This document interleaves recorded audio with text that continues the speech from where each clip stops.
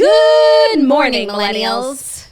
Welcome back to The Toast and happy Monday. That has truly never felt more like a Monday because today's a start. It's a rebirth. As Ramona Singer would say, it's a renewal of sorts. We are feeling ageless. We are feeling fresh. We are feeling new. Hello, Jackie. How are you? Hi, Turdy. Welcome to The Toast. I feel like this is a real welcoming. This is a new era of Toast. Claudia moved to her new studio. And due to that, we did a total studio refresh at both studios. So if you're listening as a podcast, you might want to head over to the video today for a party treat because we are brand new. Yeah, secret project reveal over the weekend. Jackie and I both were hard at work doing absolutely nothing.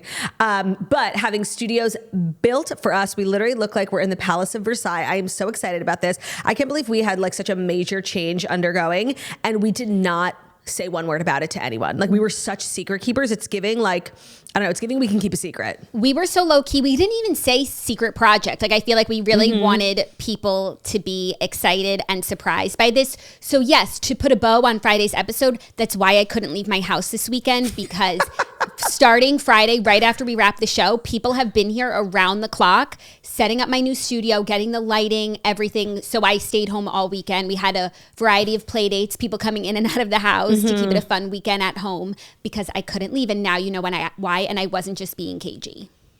No, this is truly a new era of Toast. This is also our first sort of dry run with all of our new equipment. So if today's episode actually makes it to air, like God is good, God is on our side, we are going to be okay. But we have new chairs, and I'm, first of all, so excited to see how this affects my coccydynia and my sciatica. I have really high hopes. I don't think there could have been a worse chair for me to be sitting in than our previous chair when it came to my tailbone issues, and my physical therapist actually said that. So while this technically was like an extravagant expense, it's really a medical expense. It is. It's covered by insurance.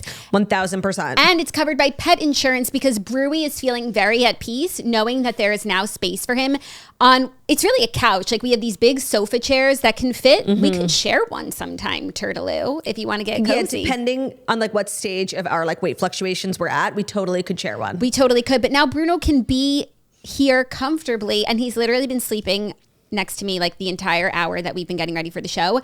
And I feel like we needed to bring back the do-to-do spirit, the spirit of the do. Bring back Bruno. Bing Brack. Bring back Bruno. Yeah, that's what, I mean, like, that's what I've been saying, Bing Brack, you know? Do you feel like nervous today? I feel like this is our first show ever. Like I haven't gotten like nervous Jackie, for work in a very long time.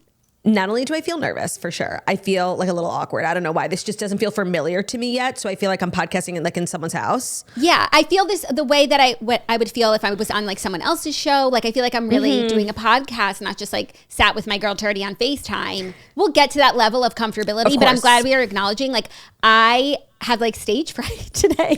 Yeah, no, it's kind of like when you and I podcast together in person after a really long time of remote podcasting and we like feel really weird making eye contact with one another and like the vibes are just weird. I'm feeling like a little bit of that awkwardness today because I'm just not used to my usual setup. Like usually I have you right here. So I'm just readjusting, but I could not welcome this new era of Toast more. I feel like the timing is perfect. I love the vibes. I think a lot of people, there will be for sure, like people making edits on social media, you know, rest in peace to the palm leaves because they were such an iconic part, an integral part of our brand for the last truly 7 years. Now, I don't feel like it has truly reflected who we are as human beings for a really long time. Having said that, people are attached to it and there's validity in those feelings. So I just want to give a moment and hold space for people who might be missing those palm leaves today. Yeah, they were so good to us, but I'm excited to now like look at palm leaves and like look at that design and not be like, oh, I have to sit down and do work. Like I can maybe go back to enjoying that aesthetic and that's exciting, but I welcome a new aesthetic. It's Kumza Fresh. It's been a while since we've done like a total facelift and we've never done it as intentionally as this, but I guess every time we move studios, the look changes. So you moving a little bit was meant to change the whole thing, which we've been talking about for a while. So the timing really worked out, but I am very excited. I think these party vibes like really reflect us as people because it's like very traditional and modern at the same time. And that's how I would describe us.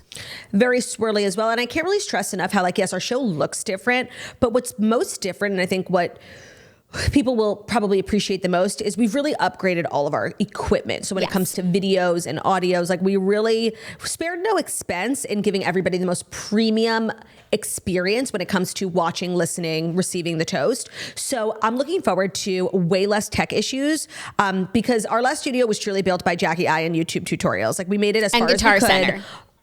Yeah, Guitar Center. We made it as far as we could, like with our own free will and our, wit and our scrappiness. And this time we outsourced. I can confidently say I had no part in building this studio, and that's how I know it's going to be great. That's how it should be. We called in the big guns. Yeah, and I'm will excited. miss that sort of like, scrappy, shitty element. To like having that sort of jankiness on top of everything we do is so swirly coated. Claude, we're still going to be those scrappy girls because like once they leave today, they're never coming back, and it's on us to learn how to use all of this and do everything post show that we've always done. So like we'll still be those girls. Don't worry. We had a 3-day break. Yeah, we did. It was so nice. And we're coming back. Yeah, this is like the least amount of effort I've ever exerted in a project, and I have loved every minute of it. I really truly feel like a star. Also, of course, we vlogged the whole thing. So vlog is coming out on Patreon. Claudia vlogged her half. I vlogged mine, and I'm really excited to see yours too. It'll be like a dual vlog, which I love that. We should do more of that. We should. And there's so much newness and different, because I'm also in like a completely different physical space. Jackie's in the same room, but we've just totally turned it upside down. And I left behind a great deal of my past at that former studio. I didn't even realize like how much of a part the sirens played every day. I think people who don't live in New York like really felt like New Yorkers when listening to this podcast, like, chasing ambulances and things like that. They also felt like they were being pulled over, which I'm happy for you guys that you hopefully will no longer feel that way.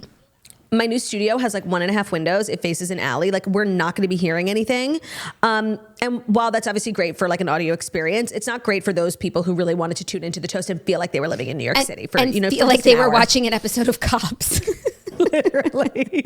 I'm going to miss the excitement. I really am.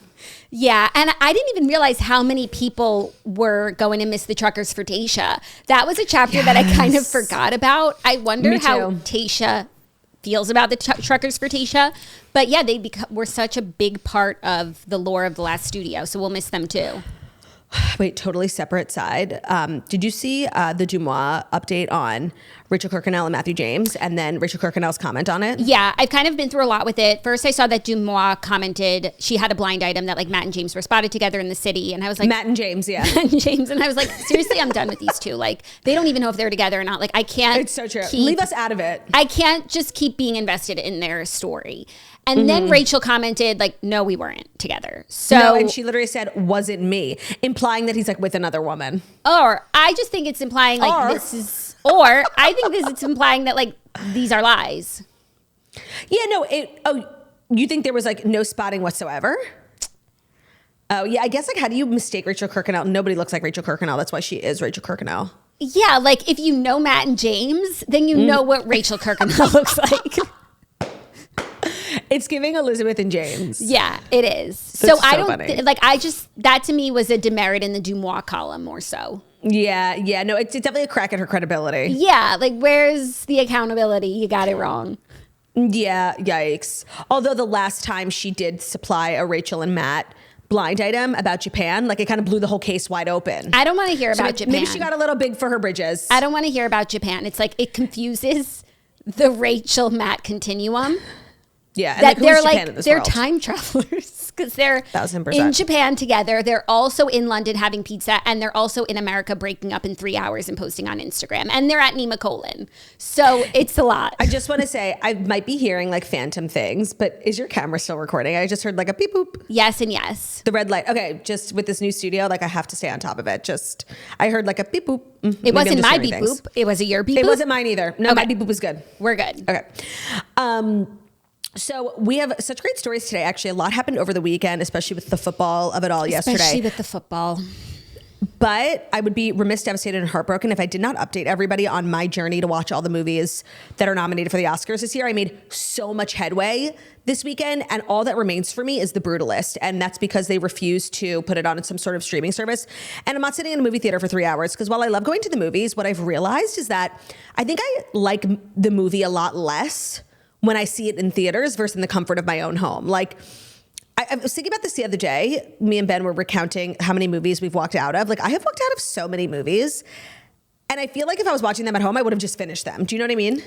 Interesting. No, I feel like you would have just turned it off, but because a walkout is so much more serious, you're like, I walked out versus like, oh, I just went on my phone and let it play till the end. I feel like I actually like movies more in theaters because I don't go on my phone and I really have to be sat for them. But also, I don't go to the movies often. So when I go, I see something that I know I'm going to like. Therefore, I like all of the movies that I see in theaters because it's like I'm choosing differently.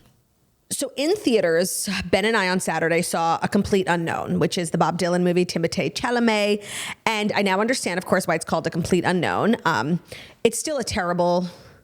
Actually, when I was done with the movie, I didn't understand why it was called that. And then Ben was explaining it to me. And so let me say this. Ben really liked the movie. Ben happens to, have very fond feelings about Bob Dylan because he grew up with a dad who loved Bob Dylan. And that's so Bruce. Like Bruce loves that type of, he loves Billy Joel. He loves like these old Jewish men, James Taylor. Like it's so, I could see Ben. So Ben was like, I loved it. And he was like, I know you hated it. I didn't say one word during the whole movie. I was counting down the minutes. I really didn't like it. And I'm not sure if it's because one, the movie was bad. Two, and I guess I'm just sort of like putting this together. Like I don't like Bob Dylan. Like I don't know his music.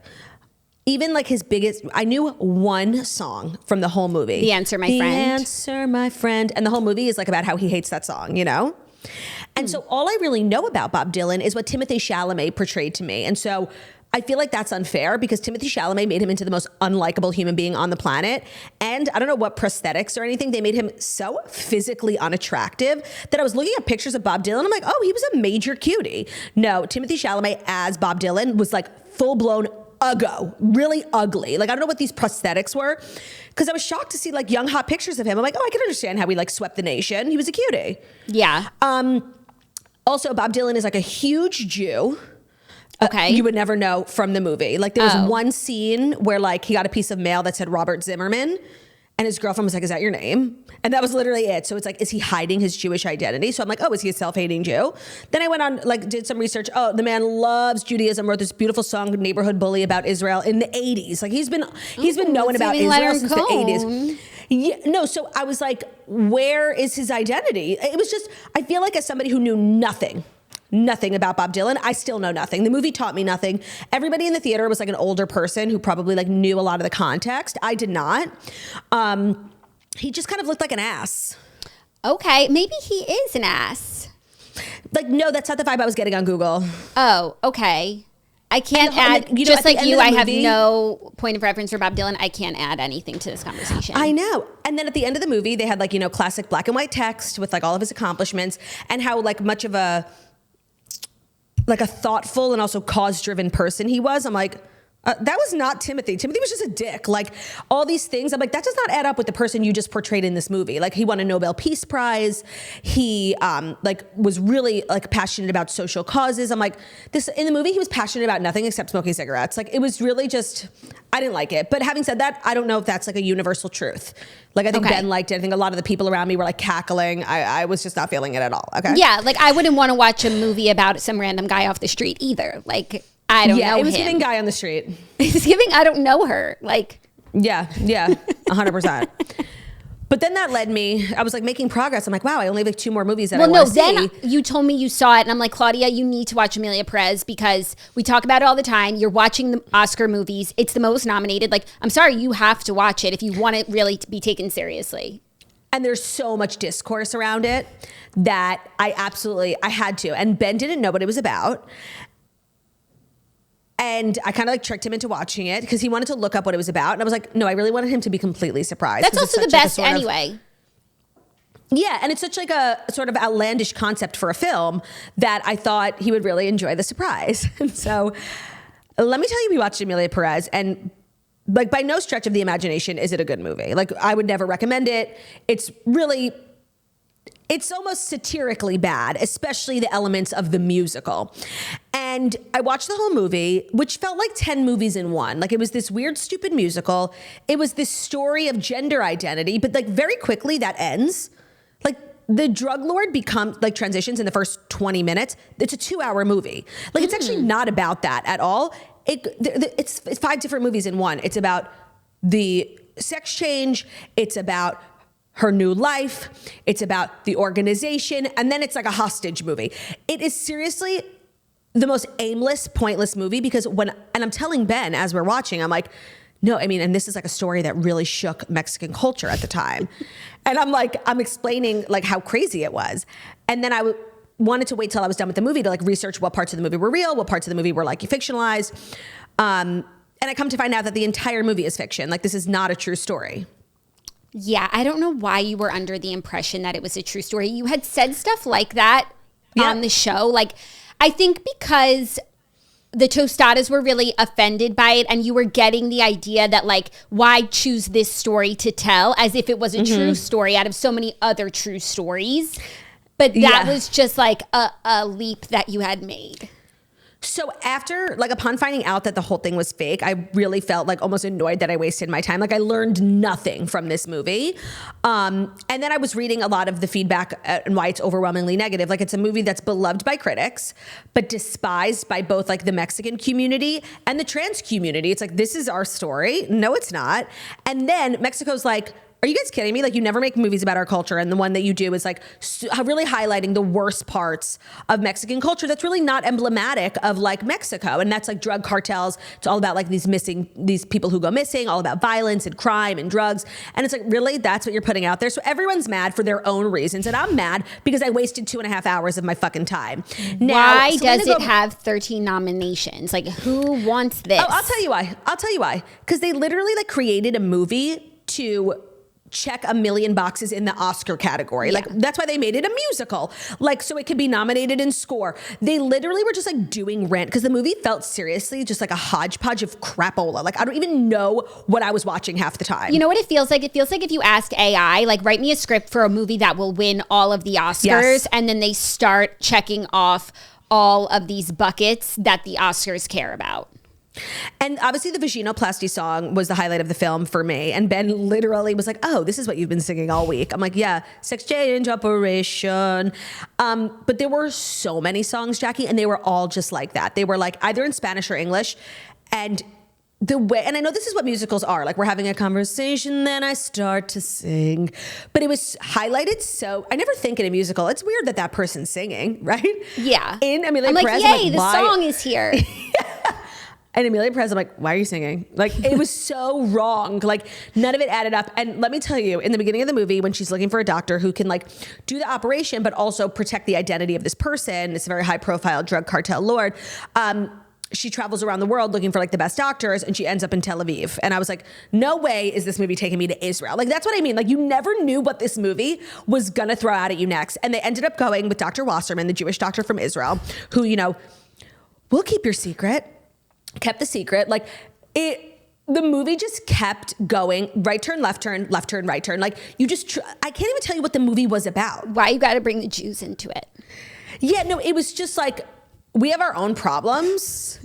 And this terrible movie, like we don't need this. It's a narrative we wish to be excluded from, one in which we never asked to be a part of. It was actually embarrassing for the well-known actors to participate in this movie, like Zoe, and it's crazy because like Zoe Saldana's winning, so she doesn't look at this project as like embarrassing, as insane, but the dancing and the singing and just like the crazy dialogue. What was Ben's reaction when Selena Gomez says that line? Oh my God. He was like, and she says it in Spanish, so it obviously like hits different because you're reading the subtitles, but she essentially is like talking to this man and she's like, my pussy hasn't stopped throbbing since I last saw you. And she says it in Spanish. And he was like, whoa.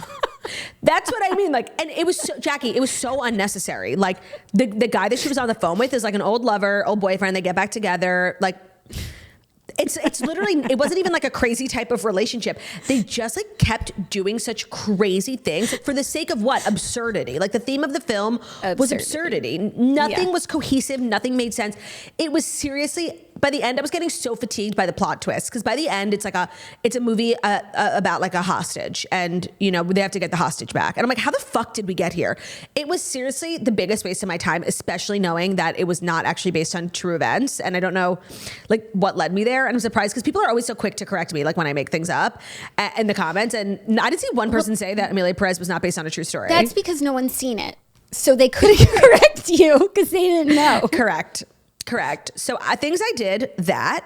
Things I wish I didn't do, also that. And the only thing I have left is the Brutalist. And if anybody could give me like some tea on whether or not it's going to be on a streamer anytime soon, that would be enormously helpful. Also, when I went to the movie theaters, I got into a fight with an old lady. Like, oh my God, Turdy. Well, I was walking out of the bathroom at the end of the movie, and there's one door into the bathroom and one door out. So she was coming in, I was coming out. We just like clashed. She was like an old lady with a cane. So I was like, oh my God, I'm so sorry. And I obviously moved away and let her walk through. And she like rolled her eyes at me so hard. Like I was doing such, like, I didn't do anything wrong. I was just leaving while you were entering. It's just unfortunate that there's, things happen, one door. Doors open. And I guess normally, like under certain circumstances, like a lady with a cane, like obviously I would never be disrespectful to, but like, bitch, I'm pregnant now. So like we're in the same boat. Like we're both not well. So I literally was like, you're going to be fine. Like what did I do? I went out of the way. I said, oh my gosh, I'm so sorry. Even though I didn't do anything wrong, we just collided like very naturally. I did nothing wrong. I was like, oh my God, I'm so sorry, please. And then I moved out of the way for her and her cane to come through. And she's like shaking her head, rolling her eyes. And honestly, like, sorry, I don't care who the fuck you are. You're a bitch. You're a bitch. It's timeless. I totally agree. That's so crazy. Like, I'm just so sick of letting these people, what, because you're geriatric? No, and by the way, normally I would, but now I'm like, I'm checking a box. Like, I'm also, like, I deserve, like, you know, doors open for me. I'm pregnant. So you want to play with me? You want to play with me, lady? So what'd you do? Did you hit her? No, I just said, you're going to be fine. And I'm 90% sure she didn't even hear me. Of course like she I said, didn't. She was probably down the hallway and you're like, to finally come back with your comeback. Yeah, she was right next to me, but she was so old. Like, oh, you mean she was hard of hearing? A normal person would have heard me 1,000%. Because she didn't even react. And you know she was the type of bitch like who would have reacted if she heard me. Damn. Well, that's really awkward. No, it wasn't. It kind of felt good. Okay, well, I read this weekend, finally. Oh, I saw your story. So I read The Goddess of Warsaw, which is like a historical fiction book that I actually wish I picked it for the redheads. And oh my gosh, I posted like that. I loved it so much. I just like had a couple notes. And then the author DM'd me. She's like, what are your notes? Oh my God, that's seriously the worst part of being as successful as we are, especially in the literary space. Like roasting a book on your stories, sometimes you'll like really hate it. Her message was really nice. And the thing is, I didn't roast the book at all. Like I said, I loved it. Highly recommend. I had a couple notes. And by notes, I meant like thoughts. But like, of course, I have a couple thoughts. I just read a whole book about the Holocaust. And it's also like, you have notes? Who the fuck do you think you are? So she was like, what are your notes? Like, would love to answer some questions. I was like, no, I just meant like my note is that I loved the it was like historical and then also modern day. And the historical piece. So it's actually about the Warsaw Ghetto Uprising in Poland, which I learned about like back in the day, but I needed a refresher because it's such a crazy story. It's like tragic, but it's also like Masada. These just like heroic, tragic stories.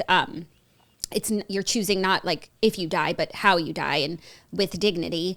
So I loved when like that part of the book, and then eventually that part ends and then we go into the future, and I just really enjoyed that part more. So that was like my note, and I was like, no, I just like love that, and I just wish there was more of that. But the book was amazing, and I do wish that I chose it for the redheads, but you should still read it if you are interested. And also today's Holocaust Remembrance Day.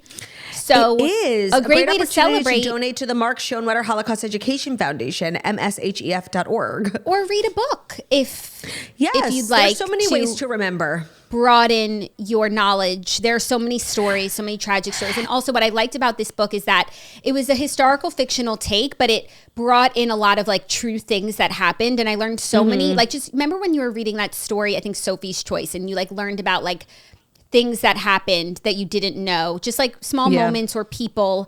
There was a lot of that, just characters and events that I didn't know about that she brought like true things into it. So I learned a lot about that time that way. And if you do want to learn, like historical fiction makes the reading like easy. It's not like you're reading a big nonfiction history book, but you get a lot out of it. Yeah. So it was actually the perfect thing because I just had said I wanted to read things with more heft, and it was definitely hefty. So shout out for Holocaust Memorial. I feel like people are always asking like, you know, what to do, and reading a book is great advice. I also feel like check today specifically like a local JCC or like a Hillel, a Chabad, because I think that a lot of them put on programs like of having Holocaust survivors come and tell their stories. And, you know, we're less than 100 years out from the Holocaust, but like we're getting there. And so we're the last generation of people who will be able to like hear firsthand experiences from people who lived through it, people like Mark, but there are, you know, quite a few left. Most of them live in Israel, but a lot of them live in America.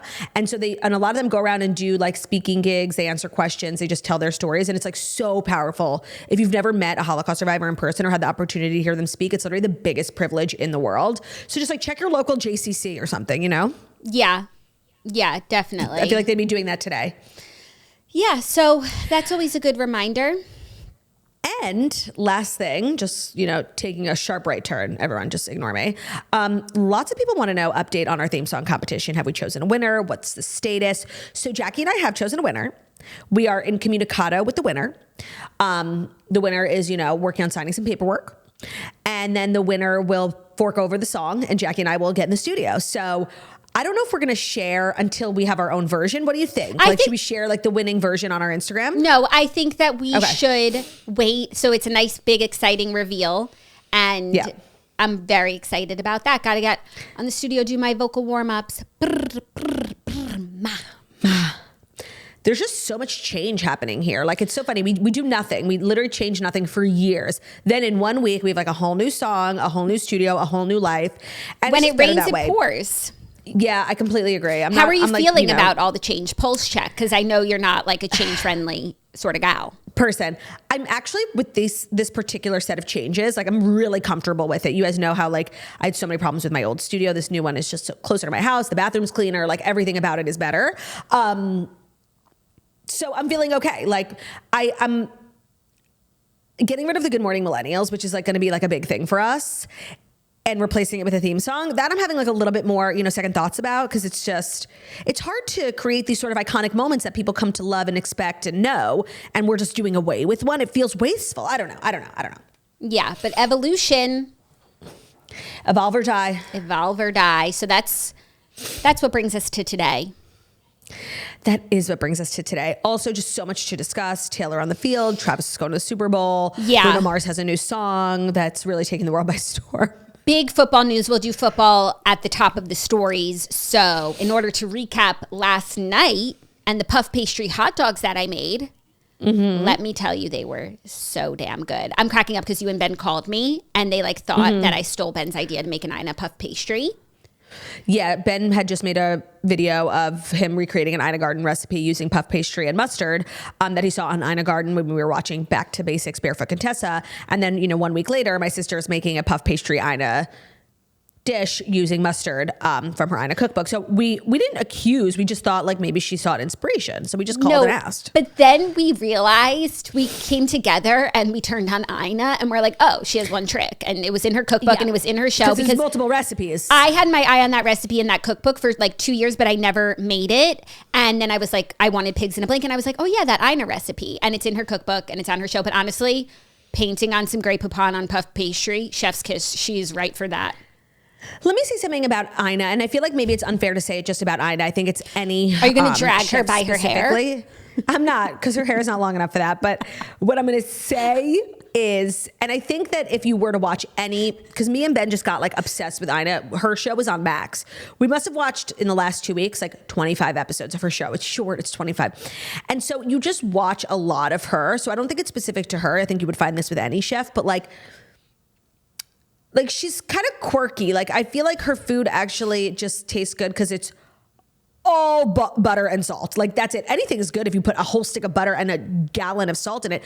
She garnishes everything with more salt. And that's like her catchphrase. She's like a little bit more salt because you can never have enough. Actually, you can. It's called high cholesterol. Like she's just sort of like, I don't know. I feel like, is her food good or is it just the butter? Well, I will say everything that I've made from one of her cookbooks has been good. And I don't go for like the butter heavy recipes. But last night's hot dog in puff pastry was extremely decadent. Like I had 2/3 of one and that was as much as I could have. But it was a special treat for sure.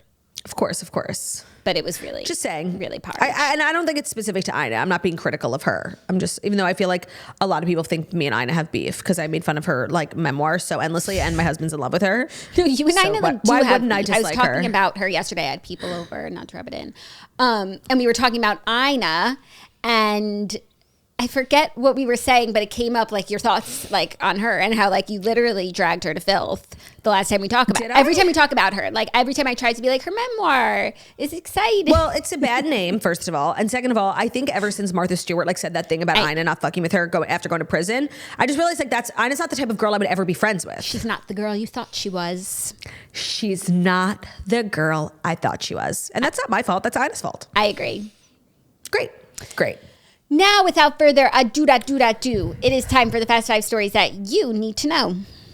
And the Fast 5 stories that you need to know are brought to you by The Flip Off. We've got something super exciting to talk about. The premiere of HGTV's buzzy new series, The Flip Off. And trust us, as experts on the matter of Tarek El Moussa, you do not want to miss this one. Christina Hack and Tarek were married. You guys know they're the king and queen of flipping shows. And then they got divorced. But now, after 10 years of history and drama and a couple of new marriages, these exes are ready to face off to prove who's the best flipper around in The Flip Off. It's Tarek and his new wife, as we all know, Heather El Moussa, flipping against Christina, and their goal is to flip a house with the biggest payoff. So it's HGTV at its absolute best, but it's not just about the flips. This series serves up stunning transformations, competitive banter, and some deeply raw and at times uncomfortable personal moments. It's not all gloss and glamour. It's gritty, real, and totally captivating. So we're going to see Christina and her soon-to-be ex-husband, throwback to Josh Hall, in a really intense exchange on their way to the flip. It's really awkward, and then Christina then opens up to Tarek about the troubles in her marriage. So the drama's real, but the heart of the series is really the transformations. Christina and Heather's designs and eye for style really elevate the new series with high design that you don't see anywhere.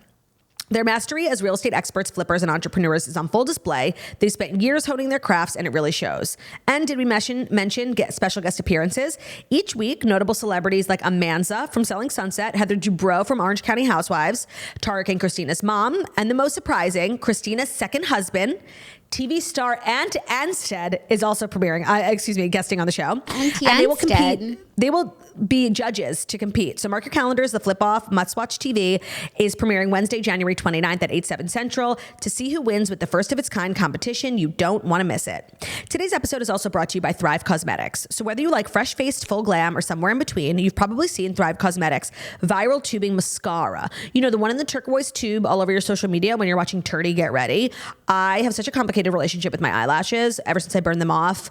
It was the winter of like 2019 and I was in Utah trying to set up it's a long story. I burned my eyelashes off and they never really grew back normally. I have really straight lashes and so they don't really hold a curl well. And somebody introduced me to the Thrive Cosmetics tubing mascara shortly after the incident in 2019 and it has been the best thing to ever happen to me. It introduced me to the brand in general and I love their tubing mascara. It's called the Liquid Lash Extensions Mascara. It lasts all day without clumping, smudging, or flaking.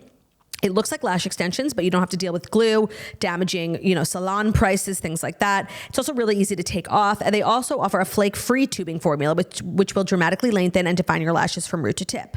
They have tons of other products that people love. We love those hydrating lip tints. The Brilliant Eye Brightener, which is like a highlighter stick made to brighten your inner corners, giving you an instant eye lift, is one of their best sellers too. I love it. And Thrive Cosmetics is a cause-driven company. So Cosmetics, C-A-U-S-E. See what they did there? Luxury beauty that gives back. And right now you can get an exclusive 20% off your first order at thrivecosmetics.com/toast. That's Thrive, CAUSEMETICS.com/toast for 20% off your first order. If you're dipping your toe in for the first time, I really recommend the mascara. Today's episode is also brought to you by Rocket Money. Perfect time because I just took care of all my subscriptions. We were just talking about that at my old studio, where one of my goals this year in the beginning of the year was to really get on top of all the subscriptions, like the random things that I pay for. I finally did it with Rocket Money.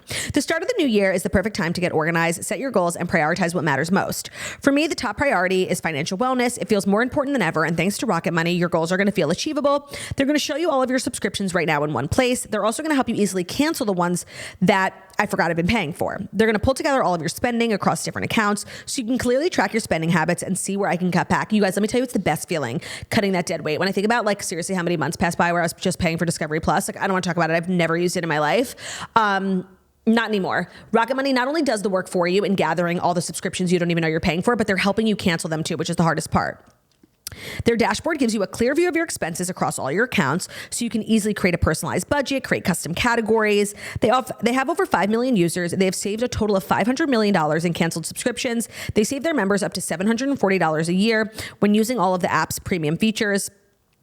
So cancel your unwanted subscriptions and reach your financial goals faster with Rocket Money. Go to rocketmoney.com/toast today. That's rocketmoney.com/toast, rocketmoney.com/toast, and have Rocket Money help you find and cancel your unwanted subscriptions, monitor your spending, and help lower your bills so you can grow your savings. Rocket Money is just a great app. Like, I'm really high on Rocket Money because I just used them like literally a week ago.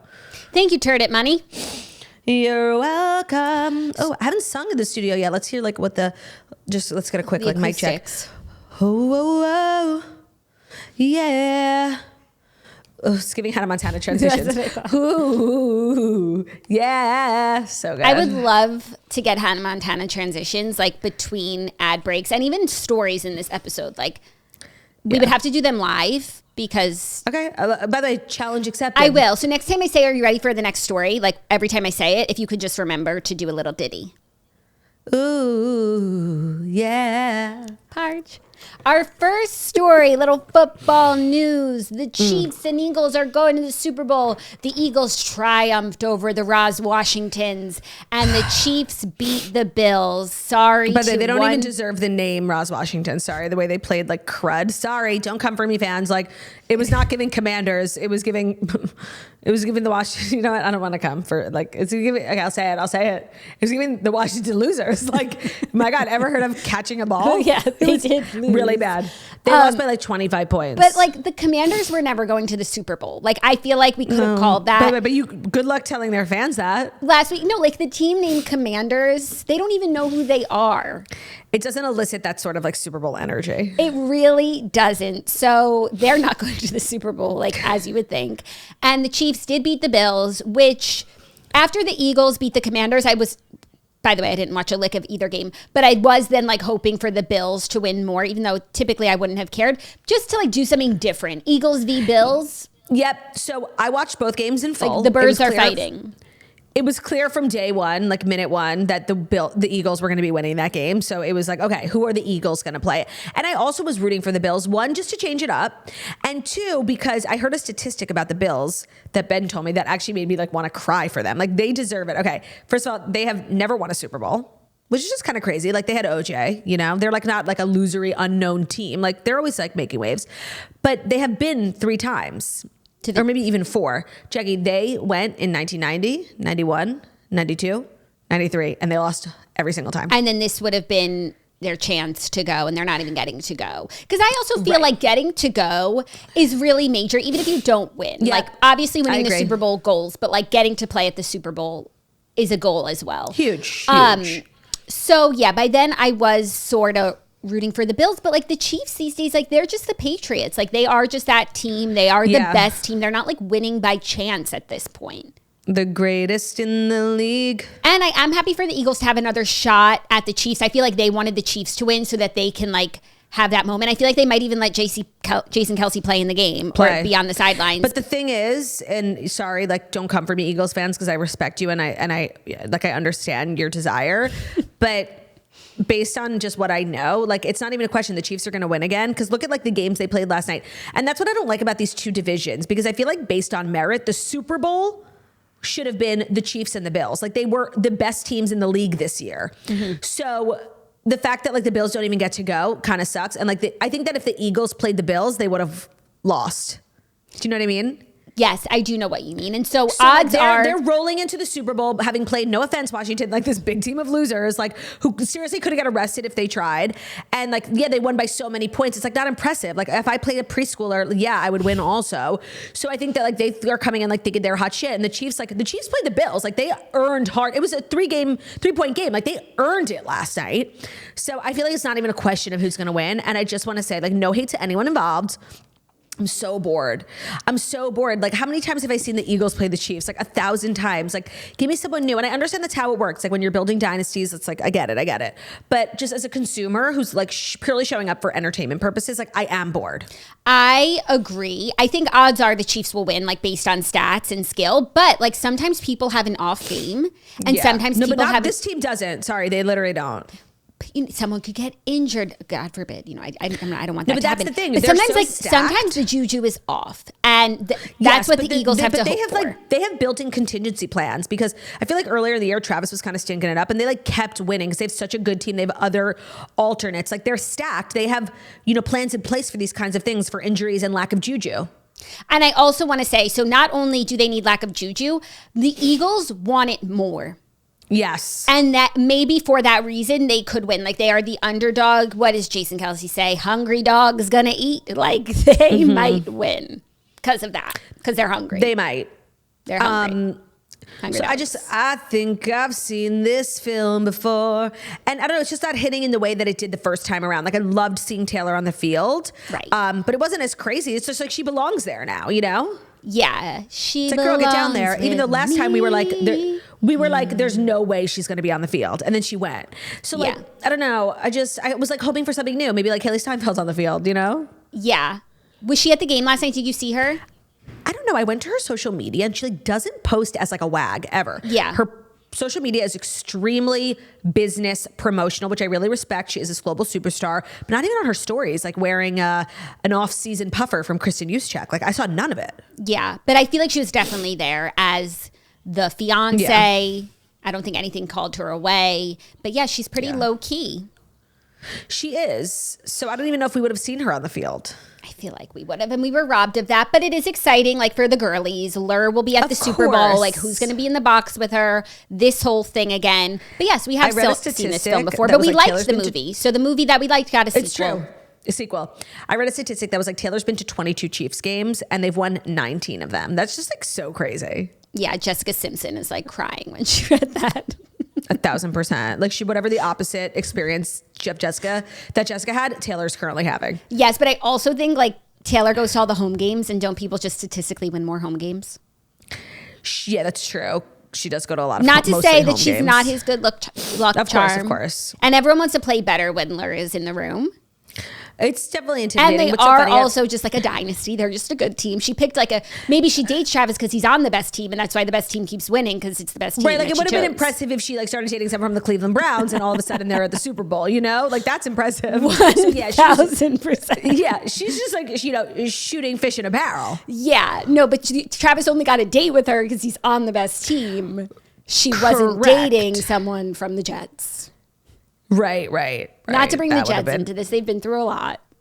I'm just bringing everyone into it so people can't say, like, Charity, you're so mean to like the Detroit fans. No, bitch, I'm mean to everyone. And also, I think you're mean to all the fans of the NFL because they're all crazy.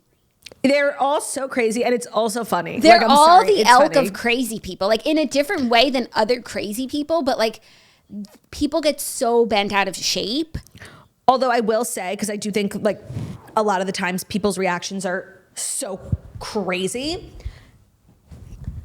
I did last night, like I did really feel for the Bills fans, mostly because like I love Josh Allen.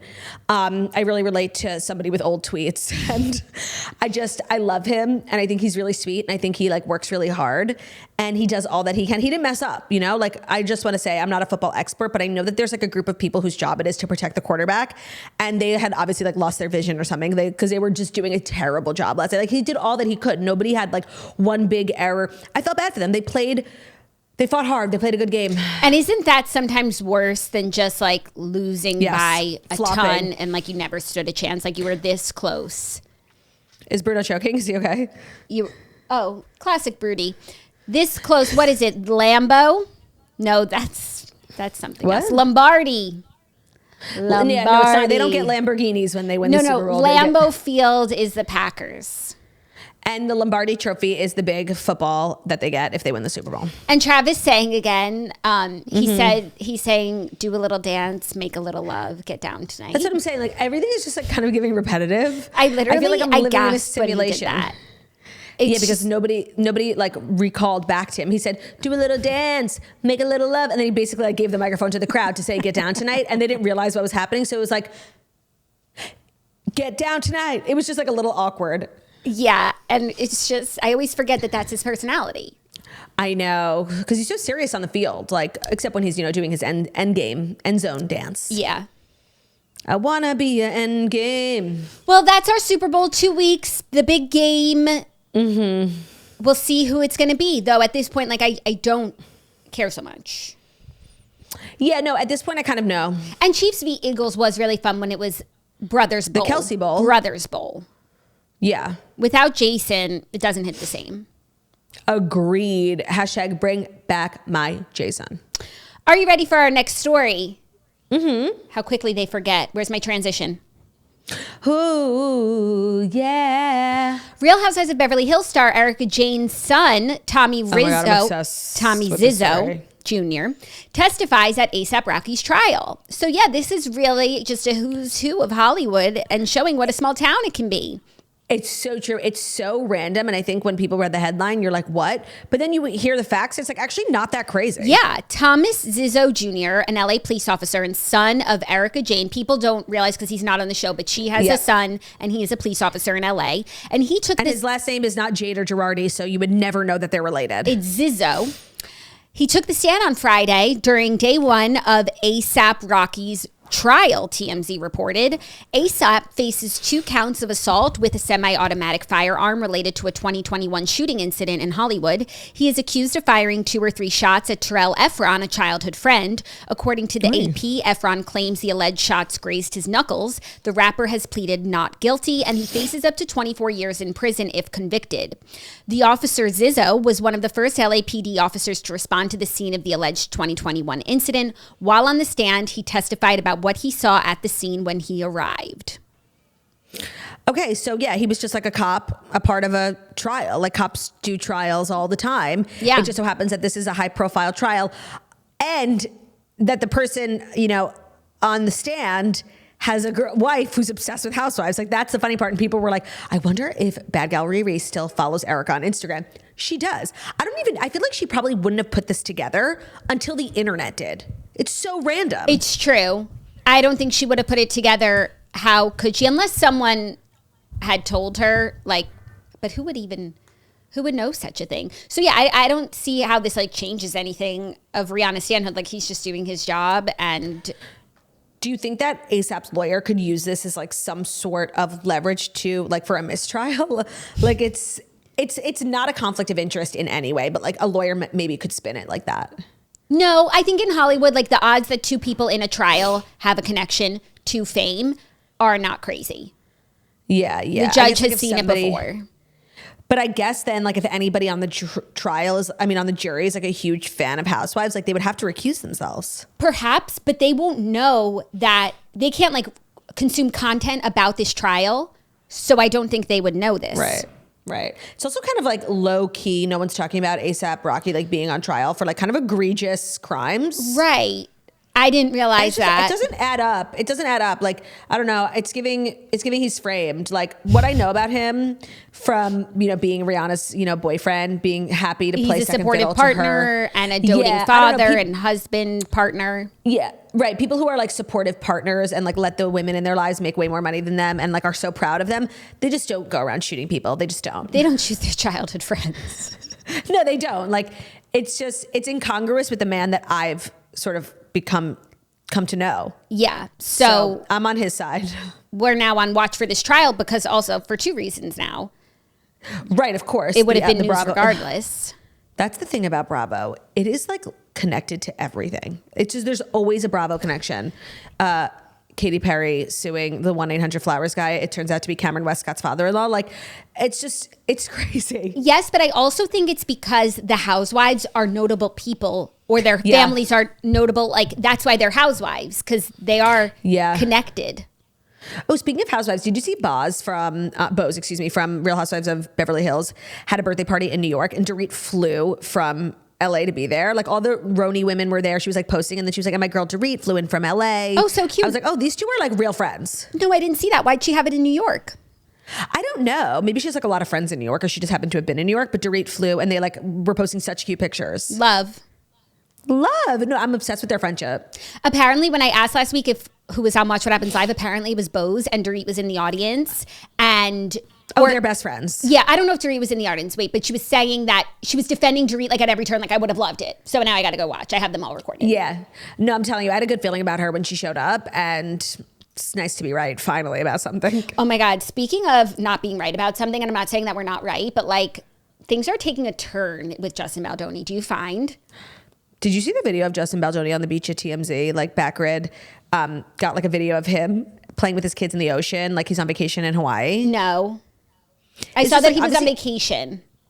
Anybody like going into the ocean to like frolic, it's so unattractive. Like there's no cool way, especially like the really choppy Hawaii waters. Like there's no attractive, cool way to like dive into the ocean. But he like does this jump as like a wave is like pulling out, and he literally just like hits the deck. Like it's on TMZ's Instagram. I highly recommend watching. It just made me giggle. But yes, I agree. Things are not looking good for Blake Lively and those who defended her. Having said that, I still haven't changed my mind. I'm just like being quiet about it because I'm really not in the mood to deal with it. Mm-hmm. But yeah, they were just subpoenaed to turn over all their personal text messages, Ryan and Blake. Right. And that, regardless of how it plays out in a legal sense of like what... the crimes, it's not going to be good. However you talk to your husband about your coworker that you don't like. Oh my God. It's not going to look good from like a public perception sort of thing. So when I saw that, I was like, this is going to be really bad. I also just feel like... We also know she texts weird with her Khaleesi. Right.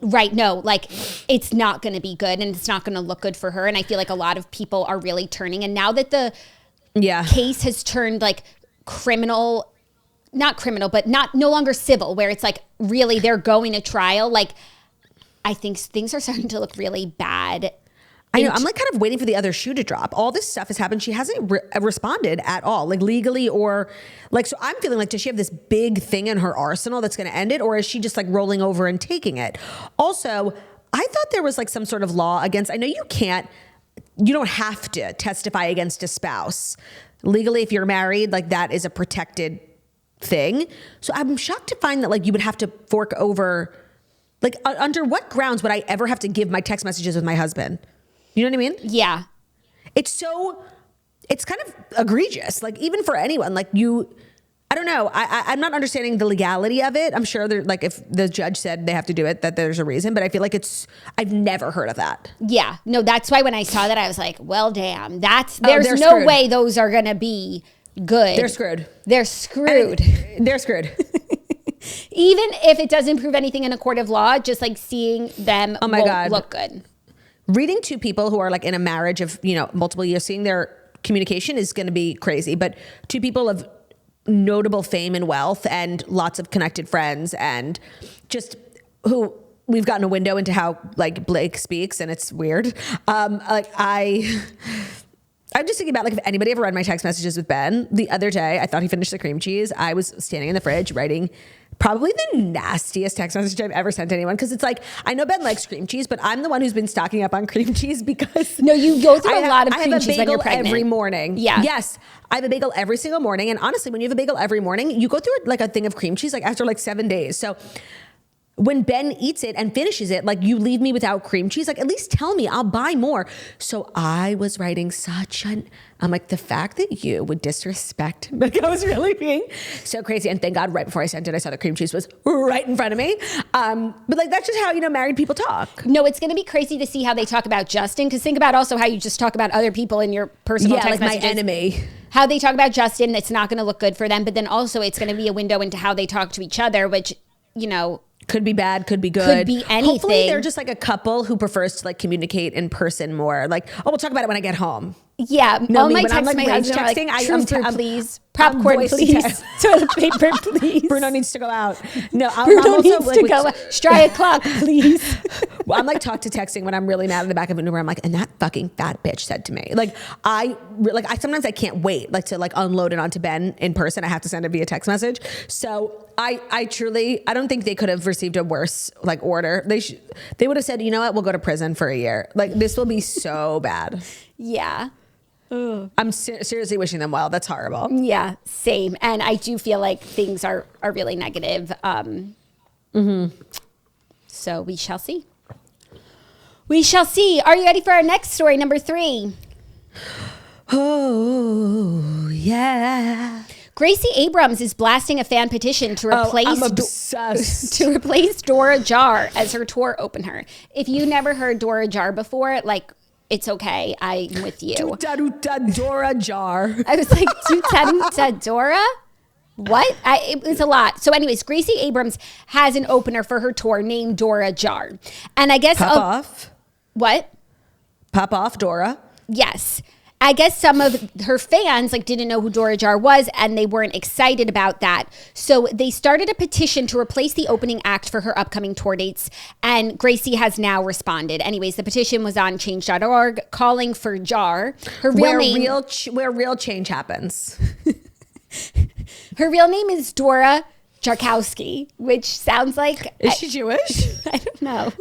But Dora RHOBH, yeah, calling for her to be replaced. The petition has now been deleted, but it read in part that says, quote, many fans, including myself, and myself being a person named Dexter Morgan. These are all names, you guys.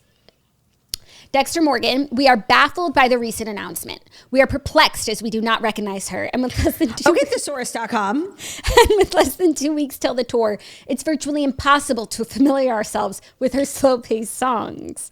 For a memorable concert experience, an opening act should set the mood and get the crowd excited. But Dora's slow-tempo songs may not achieve this goal. This can't be real. Jackie, I'm so glad we're talking about this, and I'm so glad that this happened because I feel like it really proves a thesis of mine from the last couple of years where like stanhood is a true mental illness. Yeah. Anybody who would put this together, write it, and then publicize it is actually a danger to society. I don't know what they thought was going to happen, but I imagine they thought that Gracie would see this, be like, oh my God, my fans don't like it. And she would cancel on this girl just to appease these crazy people. And the sense of entitlement that reflects is genuinely that of like a true narcissist sociopath. Like I believe when you get really involved in stan culture, it can actually affect your mental health. And this is what we're seeing on change.org right now. Like this is so crazy. It's so rude. And first of all, do you know what an opener is? This isn't Coachella where you know everyone.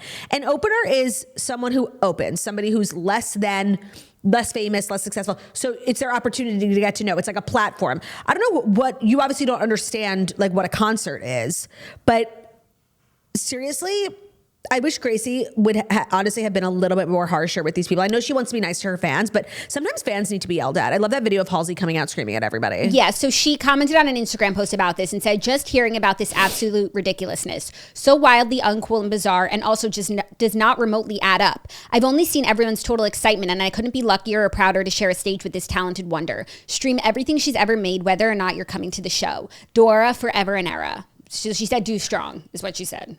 She said, this one's for due. This one's for due. I like that she was like, you know. She tackled it head on. She like put them in their place and stood up for her girl, Dora. I would stand up for Dora. Because like these types of like stands are like, that's what you want, right? These are the types of people who, you know, show up, they rush the barricade, they buy tickets. Like that's for every pop artist. Like you want that sort of crazy fan, but then you also have to deal with this. Like this is seriously so crazy. And so disrespectful and so wrong. And I love that Gracie like stood her ground, and I hope she, you know, brings Dora out every show and makes Dora into a star. Yeah. But seriously, people are deeply unwell. Stream Dora, you know? Yeah, put the do on. And I actually do what you got to do. I have to thank Dexter Morgan because I had never heard of Dora RHOBH, and now Me neither. One, I've heard of her, and two, I feel compelled to support her artistry. So thanks, Dexter. You just made her bigger. And I love that they were so proud. It wasn't like anonymous troll behavior. Like these are like they put their names. But don't you feel like Dexter Morgan sounds like a fake name? Yeah. Who is Dexter Morgan? It sounds like a TV character. Right. I'm sure the what do the Abrams fans call themselves? Like the Abrahimas? Like the JJs.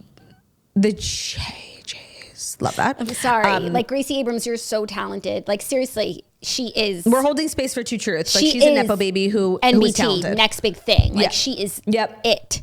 But I just can't ever separate the two, which is good. Like I'm sure she's so proud. Lost was an amazing show. I think I've heard. You've never seen it? No. I bet it's so good. Is it? Like worth? Like it's yes. Worth coming to. It gets to like a little silly at the end, and I don't think the end for a lot of people, myself included, like satiated what we were like dying to find out. It was like kind of an impossible plane to land, for lack of a better metaphor. But the show itself, me and Ben talk about it all the time still. Like it was so good. Question: if I were to like do a show, like a whole watch of a show, should I do Lost or Breaking Bad? That's or a Breaking good Bad? Question. Honestly, they're both good. You know, there's no wrong way to go. Okay. I think you would like Lost better. Okay.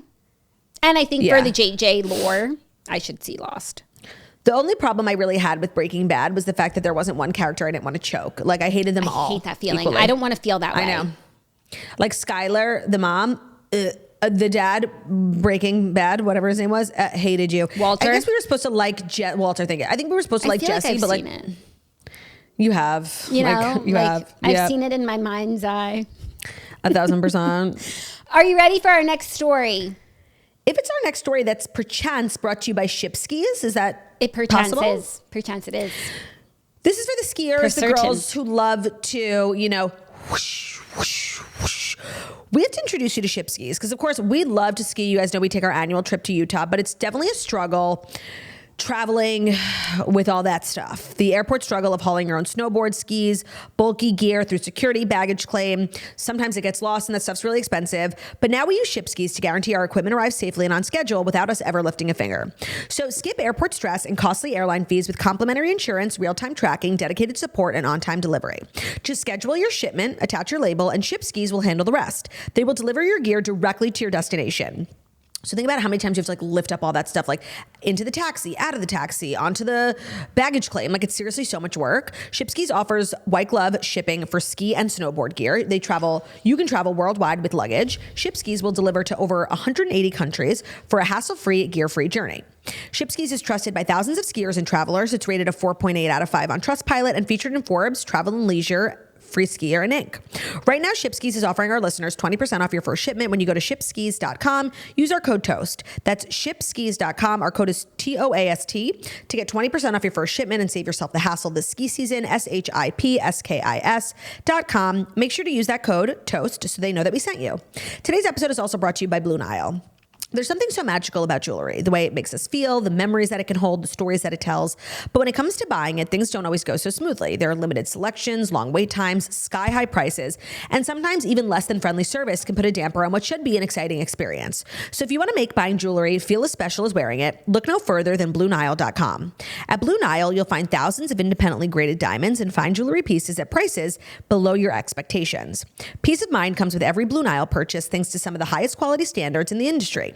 Add a touch of class with a timeless pearl necklace. Stand out with some stunning 14-karat gold teardrop oval hoops. If you want to learn more about a particular piece, their jewelry experts are ready 24/7 via phone or chat. From tech specs to budget recs, they're here to help you find a piece that you'll feel great about for yourself or for someone else.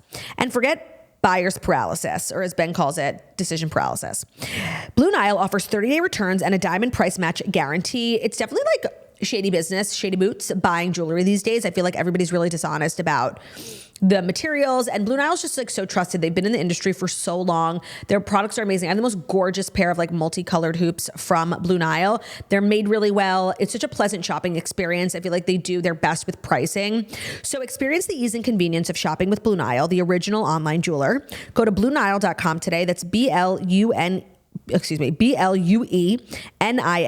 blue as in blue, the color, Nile as in, the river, .com, BlueNile.com, BlueNile.com.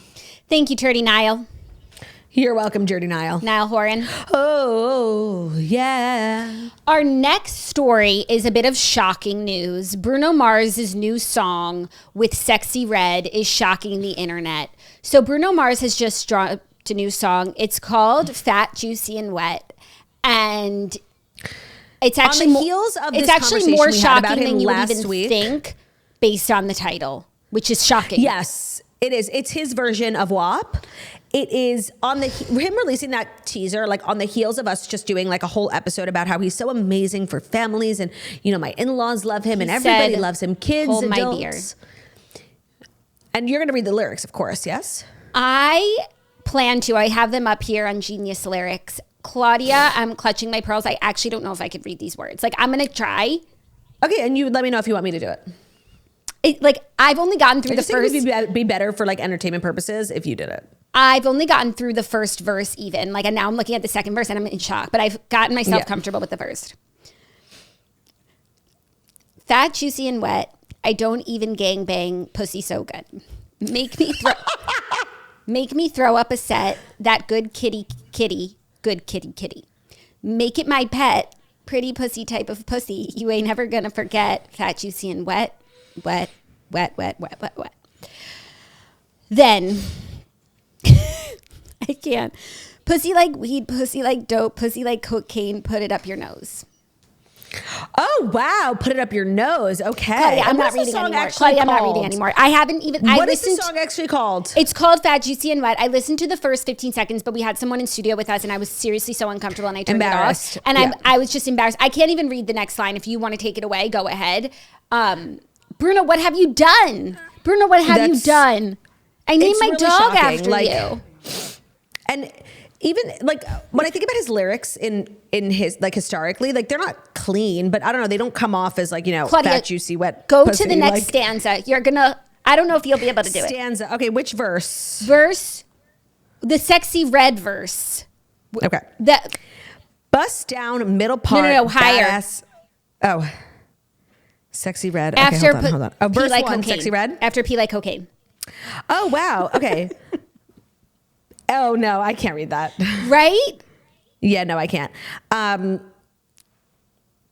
wow. Oh wow. No, Claudia. This is really crazy. This is so crazy. This looks, WAP may look like a nursery rhyme. Yep, it really, really does. At least they had an acronym.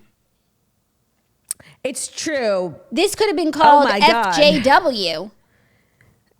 This is so un-Bruno-like, but honestly, and I know he references the gambling rumor about him. Do you think that the debts are this steep that he's had to resort to this? It's the only logical explanation that I can offer here today, honestly. Like, however, this won't make him more money. Of like only debt to 3 the people MGM can listen to this. This is not going to be a cash cow. But have you ever seen a song of Bruno Mars get this much press? I have to be honest. I saw he had a new song. I didn't know that it was this like vulgar. And then you said, let's make it a story. So then I was like, oh, okay, what's Broody up to? And so no, I hadn't seen a lot of press about it, if I'm honest. Okay, and I'm obviously not familiar with Sexyy Red's line of work, but I did see her going viral last week for sharing an AI image of herself and Martin Luther King. And actually Martin Luther King's granddaughter, Bernice King, actually asked her to delete it, like saying it was very disrespectful because she's like a very, you know, I saw that as well. Performer. And so it's kind of like, I didn't know much about Sexyy Red, and now I know a lot about obviously her FJW and her work with MLK. So she's big on acronyms. I don't know. This is so not like the Bruno that I know. And we're just coming off of Apata, which is like such a cutesy little, like, you know, bop. It's a song for everyone. Now I'm worried if I put on Apata, like on Spotify, like, is this going to come on next? Like, I listen to that with the kids. You need to block your Spotify from playing that song. No, and it's true because like a lot of the kids love Apata. It's like becoming like a baby shark. Yeah, it really is. It's a great song. I don't know what this is about. I'm just going to skip over this one, you know? Yeah, just blind spot. Like, it's so important. Like, when things don't add up, I can't even bother trying to get down to the bottom of it. Like, I'm just going to ignore this. Yeah. No. This was really shocking. Go read the rest of the lyrics for yourself. Like, and I feel like I really step up to the plate and I read like you did, and craziness. I feel like you pretty much gave us the gist. No, actually. It gets crazier. Just know. It gets crazier. It really does. Are you ready Are you ready for our fifth and final story? That is such interesting news to you and I. I keep singing the same Hannah Montana transition. What are other ones? What are you singing? Oh yeah. But also, transitions are what you make them, so let's make them rock. 100%. Our fifth and final story that you and I are going to find so interesting, and everyone else might turn off, is that Spotify has now put out their inaugural podcaster Milestone Awards. So Spotify is giving out awards for podcasting streaming numbers, just like how the YouTube does when you hit 100 million views or 100, you get a plaque. You get a plaque. So Joe Rogan and Crime Junkie have both topped the 500 million all-time streams on Spotify. Wow. Spotify has given out awards just on Spotify. Yeah. So they have the gold, which is 500 million streams. Silver is 250 million streams, and bronze is 100 million streams. I would love to know what we have, because we hit 100 million streams a couple of years ago, but that was across all platforms. So not on Spotify. We are not on this list. I think we would have been awarded something if we were. Yeah, we would know. And I'm just trying to guess, like, how far are we from bronze? Yeah, but it's also interesting to see who has hit these numbers on Spotify. Of course, shows that are exclusive to Spotify are going to have a better chance. But Joe Rogan and Crime Junkie are the only two to have hit 500 million all-time downloads, which makes sense. That's cool. Silver podcast, so 250 million plus. There's a bunch of them, and actually probably not what you would expect. Dateline NBC. I would expect that they're always topping charts. My Favorite Murder. Classic. Barstool's Pardon My Take. Classic. The male equivalent of the toast. Right. Stuff You Should Know. I've heard of that one. I think it's called Shit You Should Know, no? Here it says Stuff You Should Know. Okay. And then that's all for silver. So it's a short list. And then bronze, 100 million plus streams are Diary of a CEO. Classic. Rotten Mango. Never heard of it. That's insane. Small Town Murder. Okay. And Views with David Dobrik and Jason Nash. And that's it. Views? Views. Is that of all time? Because that show has been off the air for 5 years. It must and they be just of brought all it back. time, which is also interesting. Their grandfather. There was a time where that show, at the peak of like right before the whole scandal, when David like would release a vlog and like the world shifted, that I imagine they probably crushed it on the podcast. And that's why Jason Nash, who was like kind of left unemployed after David Dobrik decided to take some time off. That's why he's like always begging David to bring it back. And they did just decide to bring it back. Like, did you see David Dobrik dropped a new vlog? No, I didn't see David Dobrik dropped a new vlog. I did actually, and I watched it. And it didn't hit the same, obviously. It was also like different shtick. Like it was like a years long project that whatever, honestly. And it was still 420? No, exactly. I'm not going to bother explaining it to you. Like it was just a vlog. But I think he's actively coming back to vlogging and now the podcast. So I do wonder if the podcast will be as successful. It was so big at the time. Yeah. Yeah. A very interesting group of podcasts I wouldn't have guessed. Right? Kind of some sleeper podcasts. At this point, there are so many Spotify exclusive podcasts. Wait, what about Smart List? What about Armchair Expert? Aren't they Spotify exclusive? See, Smart List is huge, but they weren't Spotify exclusive. But still, I would have assumed they would have made it. Right, because they're so big, apparently. But to be Armchair Expert. No, and by the way, SmartList doesn't do video, so they really don't split up their audience that much. It's usually just like Apple or Spotify. So that's kind of like interesting to know. Sus on SmartList. And then Armchair Expert being Spotify exclusive, like people were forced to listen to it on Spotify. That's really shocking. Okay, flop. And same archetypes. I'm sure you were shocked by that.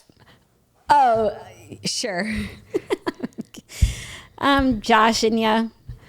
Yes, I do find this interesting, although I don't know if other people do. I don't know if other people do, but new goal, new manifestation. Next year's podcast. Next year's PMAs. I'm actually going to reach out to our Spotify rep who I spoke to last week. She was like asking because they were like not uploading our episodes, how far off we are. Yeah, let's find out. Yeah. Goals. And then if it's bad, I'm not going to goals. share it. I'm not going to share if it's not good. No. Oh, no, we wouldn't share externally, just internally. And then we would S-O. And I have, all these empty. I have all these empty walls to hang my accolades on my new studio. We need our PMAs. Let's say a little prayer that this episode worked. Say a little prayer for you. We're going to wrap up so we can try and get this episode uploaded. Thank you guys so much for listening to the Just Millennial Morning Show. We deliver the fast life stories you need to know every Monday through Friday on YouTube. So if you're watching us on YouTube, please feel free to subscribe and give this video a thumbs up. We're also available as a podcast anywhere podcasts can be found. Everywhere podcasts can be found. Public Radio, iHeartRadio, Castbox, all the places. This podcast, find us at 5-star review, but a beautiful signing and wickedly talented we are. Love ya. Bye. Let's try for a heart. I'm doing it like you. You do something and I'm going to copy you.